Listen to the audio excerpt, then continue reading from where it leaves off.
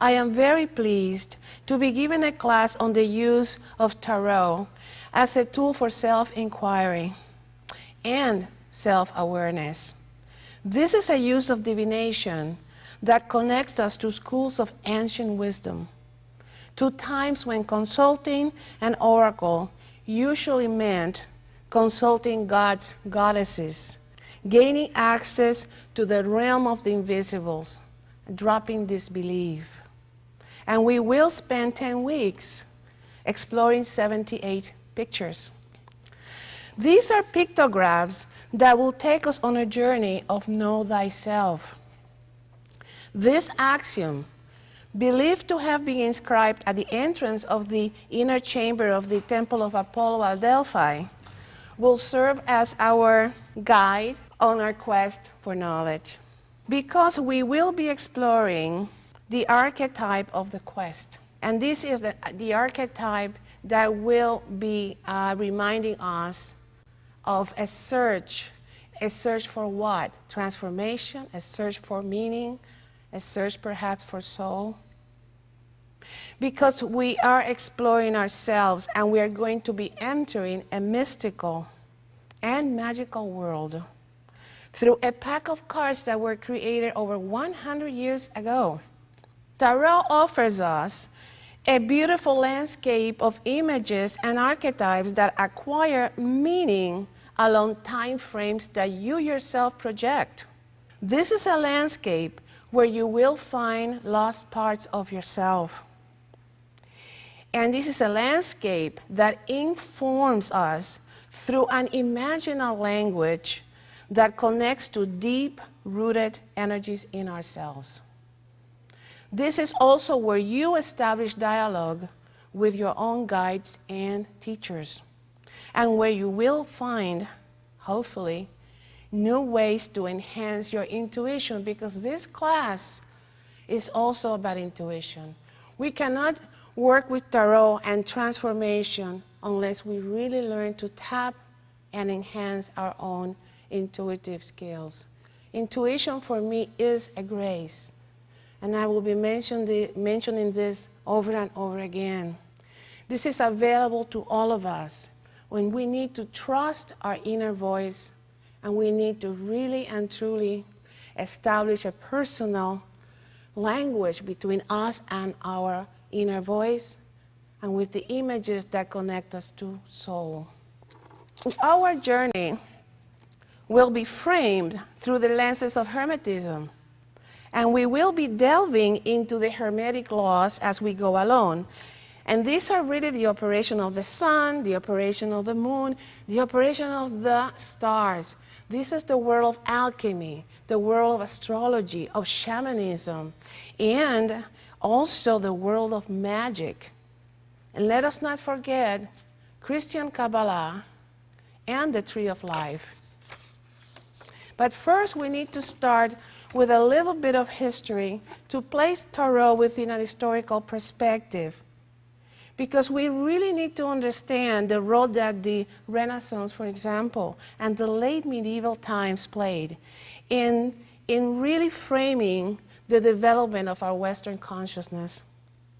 Tarot, is a child of the Renaissance and an offspring of playing cards.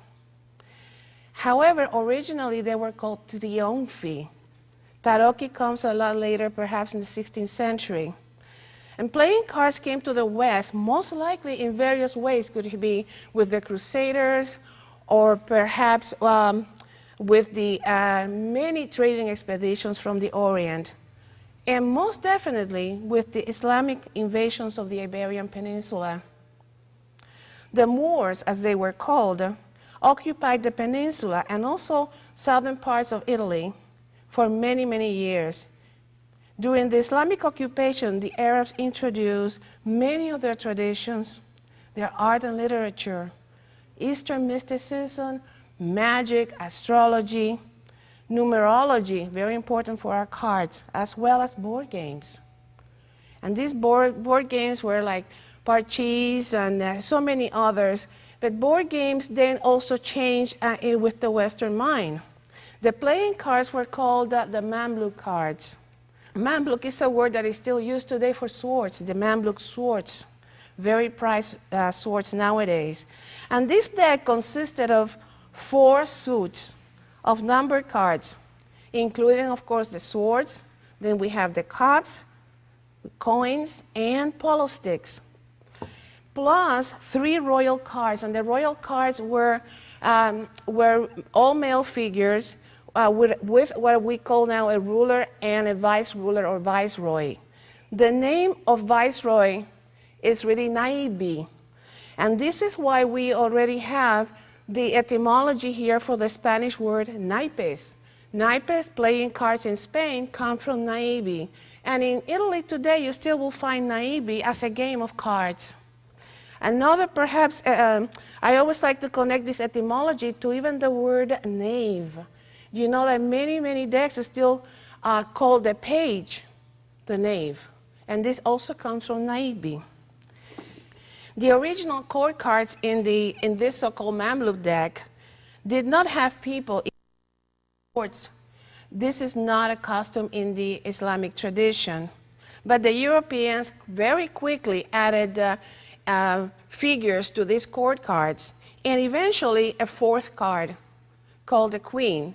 And so we start with 52 cards and we end up with 56 playing cards.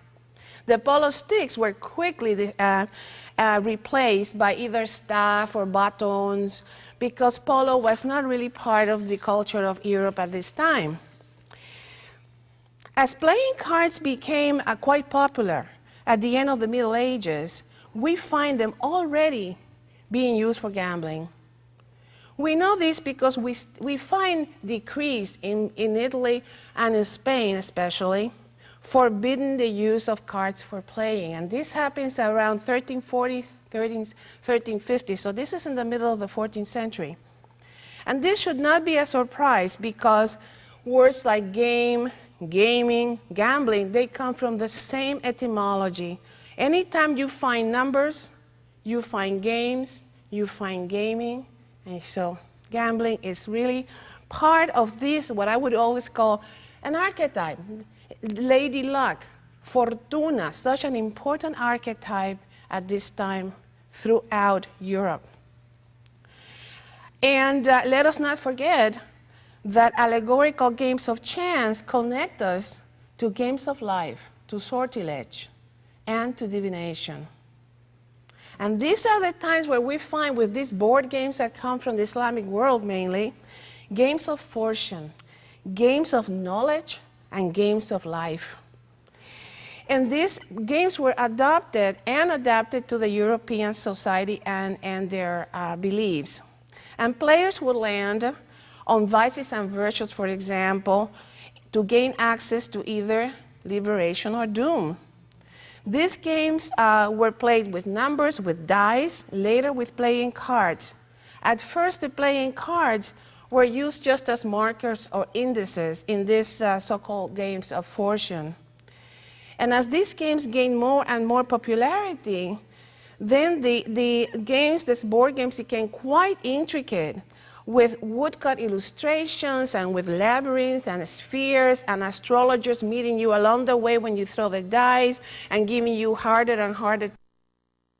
Some of these books are quite thick and lovely. The illustrations are really, really very, very beautiful.